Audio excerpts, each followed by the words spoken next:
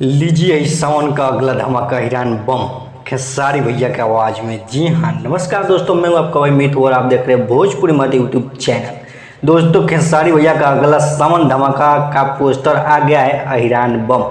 जी हाँ, इसका कश्यप ने पहले ही चर्चा किया था। सावन का पहला गाना आने से पहले चर्चा हुआ था ईरान बम का। जी हाँ, ईरान गाने का हुआ था कि ईरान ब्रांड गाना आने वाला है सावन के इस पावन महीने में, और यह दूसरा गाना ही ईरान बम आ रहा बदनाम इंटरटेनमेंट से। नाम बदनाम दो काम भी बदनाम। पहला गाना बदनाम इंटरटेनमेंट से शुरुआत ही हुआ था, जिस गाने का बोल ही था ये चुनमुनिया, जो कि सुपर डुपर हिट रहा और एक स्टार की उसमें धजिया भी उड़ गई। और अब की बार फिर से आ रहा है ईरान बम गाने लेकर बदनाम इंटरटेनमेंट।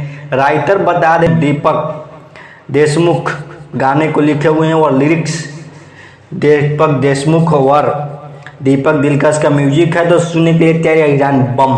जी हाँ, ईरान बम गाना आ रहा है बदनाम इंटरटेनमेंट से। नाम बदनाम दो काम भी बदनाम। जी हाँ, खेसारी भैया के लिए जोरदार।